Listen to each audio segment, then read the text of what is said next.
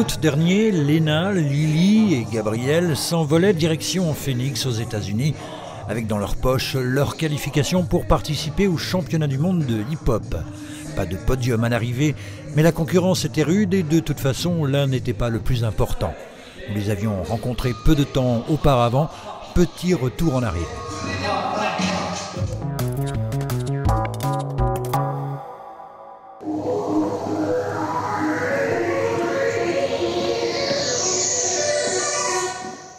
Leurs pas et leur style vont voyager outre-Atlantique.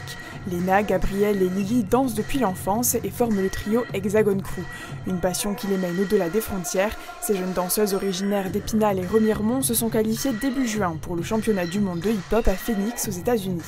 Les adolescentes s'entraînent plusieurs fois par semaine au centre hospitalier Léo Lagrange, sous la direction de Kevin Brio, danseur et chorégraphe professionnel. Alors, comment vont-elles se démarquer? On a fait déjà en fonction de ce que Kevin pouvait nous donner et aussi on a essayé de donner notre touche de modernité aussi par rapport à nos générations, les pas qui sont tendance en ce moment. Ça va être dur de coordonner nos trois corps pour en créer qu'un seul aussi, pour que tout le monde soit bien aligné avec la même position de main, mais il y a aussi l'attitude. Ça, c'est personnel et on a toute notre attitude à nous, ce qui rend vivant le show, la chorégraphie. Kevin Brio a créé le collectif en septembre. Pour celui qui a déjà représenté la France lors de compétitions internationales, cette qualification récompense un travail de plusieurs mois, voire plusieurs années. On aimerait bien être dans le podium, dans les 3 premiers, ça c'est sûr que c'est un souhait, je pense que toute équipe aimerait, mais on n'espère rien non plus dans le sens où on n'a pas envie d'être déçu, mais on a envie de profiter de cette opportunité, de cette expérience, parce que ça va les faire grandir, ça va leur faire voir autre chose. 4500 concurrents de 50 pays différents seront réunis début août. Malgré l'ampleur de l'événement de renommée mondiale, les danseuses sont surtout motivées par la danse. On est passionnés par ça, toutes les 5 je pense, et on aime ça, ça nous libère, c'est une façon de s'exprimer. Et du coup c'est ça qui, je pense, fait qu'on aime danser et qu'on fait ça.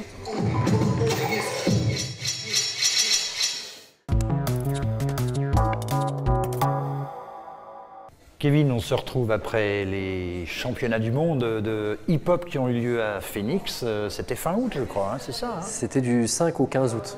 5 au 15 août.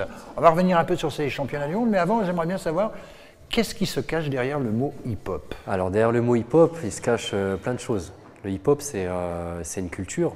Donc c'est une culture, c'est un art à part entière, c'est-à-dire qui mélange le beatbox, le rap, le slam, la danse hip-hop, le DJing, le graffiti. Enfin, il y a vraiment beaucoup de cordes à la culture hip-hop, en fonction des années et de l'évolution aussi de cette culture. Ensuite, au niveau de la danse, parce que nous on est spécialisé dans la danse, c'est pareil.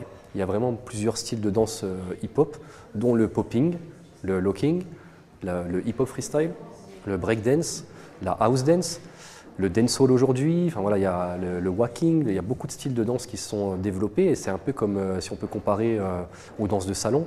Les danses de salon, vous avez la salsa, le tango, la rumba, etc. Et pour les danses hip-hop, c'est pareil.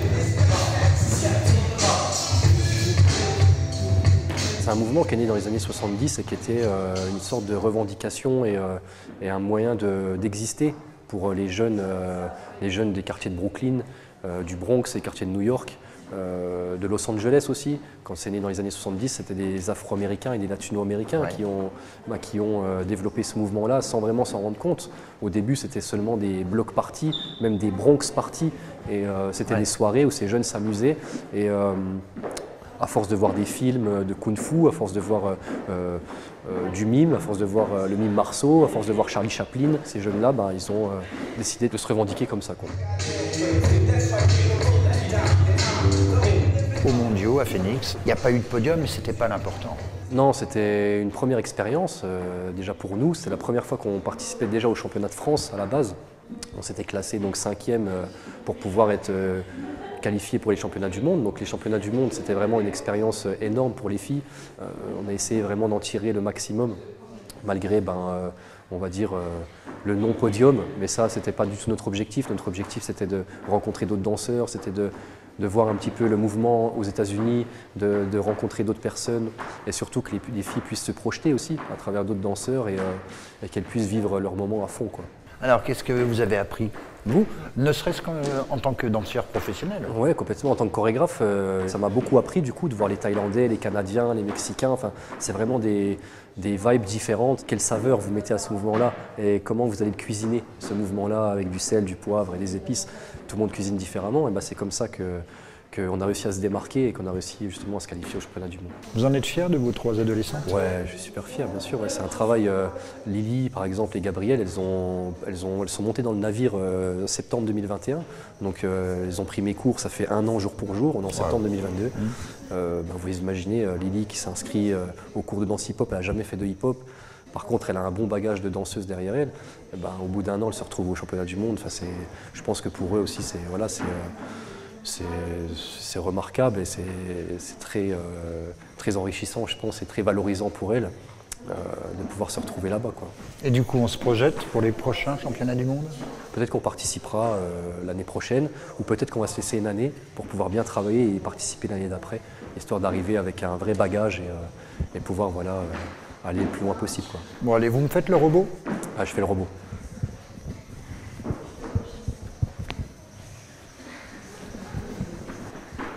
Ok.